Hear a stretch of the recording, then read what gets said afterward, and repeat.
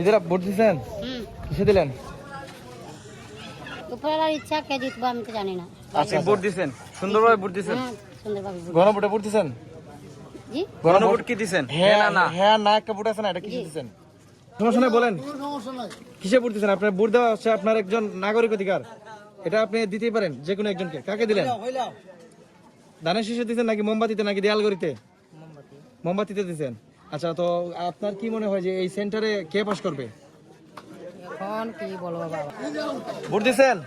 কিসে ভোট দিলেন? সমস্যা নাই, এটা হচ্ছে আপনার নাগরিক অধিকার, আপনি যে কোনো একজনকে ভোট দিতেই পারেন, এটা আপনার অধিকার। আপনি একজনকে ভোট দিবেন, ভোট দেওয়ার জন্য তো আসছেন। তো কাকে ভোট দিলেন? ধানের শীষে ভোট দিচ্ছেন। আর আপনি কাকে ভোট দিচ্ছেন? আপনি ধানের শীষে ভোট দিচ্ছেন। আচ্ছা, গণভোটে ভোট দিচ্ছেন? হ্যাঁ দিচ্ছেন না না দিচ্ছেন? ভোট দিচ্ছেন? আচ্ছা দিদি ভোট দিচ্ছেন? কিসে ভোট দিলেন? হ্যাঁ ধান ছড়া দিচ্ছেন। আচ্ছা, ইনশাল্লাহ ধানের শীষের বিজয় হবে। ইনশাল্লাহ ইনশাল্লাহ ধানের শীষের বিজয় হবে। এটা আমরা পূর্বপুরুষ থেকে আমরা বিএনপি করে দিয়েছি। আমার বাপ হাজি মৃত হাজি আব্দুল বারিক, উনি ধানের শীষের এক নম্বর কর্মী বা ভক্ত আসলাম। এই হিসাবে আমরা আমার বাপের দিকে লক্ষ্য হইয়া আমরা ইয়া ধানের শীষ হিসাবে খাটছি, ধানের শীষও ভোট দিছি, আজীবন ধানের শীষও ভোট দিমু। আমরা তারিখ দিয়ার হিসাবে তারিখ দিয়ারের দিকে আমরা এই ধানের শীষও ভোট দিই। আপনার দারাগাঁও সেন্টারের পরিস্থিতি কেমন? দাঁড়াগাঁও অনেক ভালো, খুব শান্ত শৃঙ্খলাভাবে ভোট হয়েছে। এই কারণে আমরা ভাই কেউ হয়তো মোমবাতি আছে, কেউ ধানের শীষ আছে। আচ্ছা, আপনি বিজয় নিয়ে কতটুকু আশাবাদী? আমরা 100 আশাবাদী। যদি আমরা 8 নম্বর ইউনিয়নের ভিতরে ভোট কমও হয় ধানের শীষে, তবু আমরা আশাবাদী যে ধানের শীষ জয় করবে ইনশাল্লাহ। আর সোনাঘাট মাধবপুরে? সোনাঘাট মাধবপুরে তো অনেক 8 নম্বর ইউনিয়নের দারাগাঁও সেন্টার। তো এই সেন্টারে ভোটের পরিস্থিতি কেমন চলতেছে? খুবই ভালো। ভোটের পরিস্থিতি ধানের শীষ অনেক আগে আছে।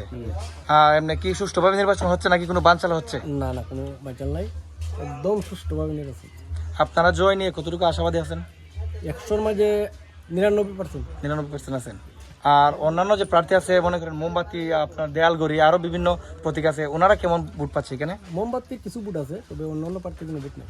অন্যান্য প্রার্থী ভোট নাই। তো আর চুনাঘাট এবং মাধবপুর নিয়ে যে এমপি হবেন, কে এমপি হতে পারেন আপনি মনে করেন?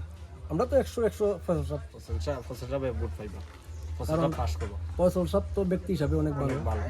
যে আমরা অল বাংলাদেশের ভিতরে দেখছি যে অনেক মন্ত্রী এমপি আছেন যারা নির্বাচনের সময় এলে বক্তৃতা দেয়, এই দিমু সেই দিমু, কিন্তু পরে দেখা যায় কিছু না। কিন্তু ফয়সাল সাহেবে নির্বাচন করছেন ঠিক আছে, পাস না করেও কিন্তু অনুদান দিচ্ছেন, এটা আমরা চোখে দেখছি। যোগ্য ব্যক্তি হিসাবে যে ব্যক্তি ক্ষমতা না গিয়েও অনুদান দিতে পারে, আমরা তো তারই দরকার। যে ব্যক্তি আগে দিতে পারে এই ব্যক্তি তো পরেও দিব। এই কারণে আমরা মনে করি যে আমরা চুনারঘাট মাধবপুরের মাঝে যোগ্য ব্যক্তি ফয়সাল সাহেব।